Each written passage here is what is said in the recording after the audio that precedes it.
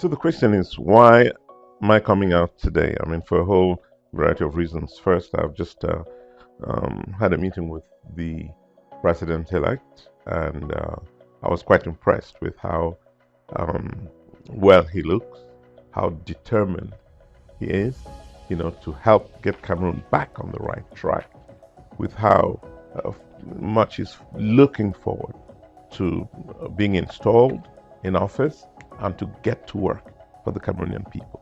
So yes, that's why I came out of that meeting and eager to say something about not only the meeting but also how we see the future. You wanted to know if the intent is not to disrupt what Mr. Biya is doing with regard to being installed in office. I can tell you with absolute certainty that Mr. Issa Tchiroma Bakary, the president-elect, is not concerned with that. His concern now is to get Cameroon back on track. He's concerned with the obvious rupture that has to take place and the need for him to get going again, to get this country back to where it should be.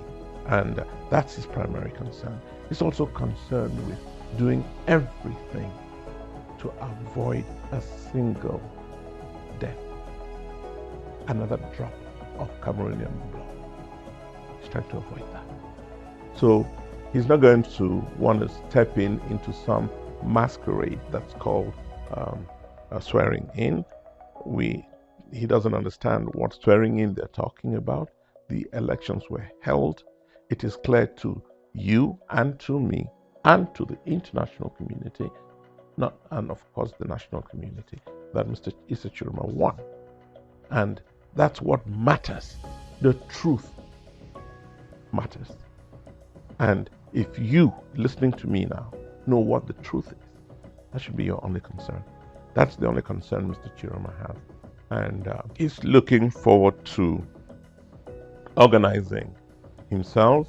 He's talking to lawyers, to the political people who know how these things work, and to legislators. And he's looking at the convenient time when he's fully organized to get back to work with a team that he's also in the process of putting together. So I don't, it certainly has nothing to do with Mr. Biya, who, by the way, Mr. Tchiroma respects. He's worked with him. But he knows that Mr. Biya's time is up. You know it, I know it, he knows it. Mr. Biya's time is up. He's had 43 years to demonstrate his love for country. Unfortunately, after those 4 decades and more, we see a country that no longer has its place within the scope of things, within the global community. Cameroon has lost its respectability. It has lost its place as one of the leading lights of Africa. And it's time to try and get us back to where we should be at this time. And Mr. Tchiroma is concerned about that. So you ask what the basis of Mr. Tchiroma's claim to victory is. We do know that. You know that I do it. We all know that he won in city after city, in ballot, even where Mr. Biya voted. Even in Mr. Biya's own backyard, Mr. Tchiroma won. In some military, a lot of military bases, he won. So the facts are there. He's aware of it. All of us are aware of it, and he's prepared to do what he has to do, which is organize himself and his team and the country to get Cameroon back on track. So you're asking what the next steps are after Mr. Biya's swearing in. And it's interesting because I put the question to him, and it was one of the moments of relaxation. What victory are you talking about? Mr. Tchiroma doesn't remember. The whole thing was a masquerade. We all know. So, as you know, if you engage in falsehoods, and any action that emerges from that falsehood will also be false. We're dealing here with truth. We cannot save this country on the basis of a pack of lies. We're dealing with truth. And the truth is, the winner will lead a better Cameroon. Reinforce our democracy. Mr. Biya says he was the father of Cameroon's democracy. He was. Then, of course, this is the time to demonstrate it. To show that he brought democracy to Cameroon, and through that democracy, we can have the alternation of government. Then he would have left this country through the high road. He would have taken the high road, and that's what we want him. We're hoping he does. So you're concerned about why the need to be serious and how about the next steps after the swearing in. And I told you, that this was a charade, and I invite you to reflect with me. How in the world could the CPDF and Mr. Biya, who declared war against folks in the Northwest and Southwest, declared war?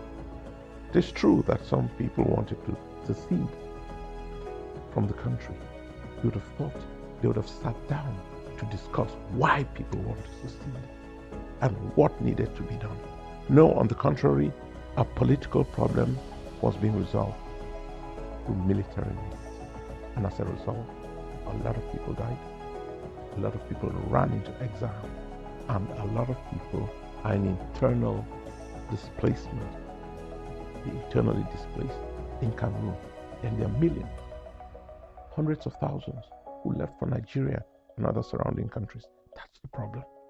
And then to come around in 2025 and tell us that these two regions, the Northwest and the Southwest regions, voted massively for Mr. Biya.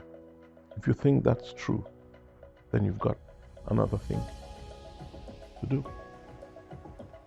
So how could I give the example I like to give of Batibu, where it is claimed the CPDM got 48,000 votes, or 4,800 votes, Mr. Biya. 4,800 plus votes. How could it be? Batibu could not even bring out, I asked. They said Batibu could not even bring out, the number I was given was 200. That they can't bring out 1,000 people. How do you get 4,000 plus votes when 1,000 people could not come out to vote? See, these are the inequities in what came out from these elections. And that's why everything, and the world was watching closely. The world was watching closely. That's why the whole process was ridiculed everywhere. And we're saying,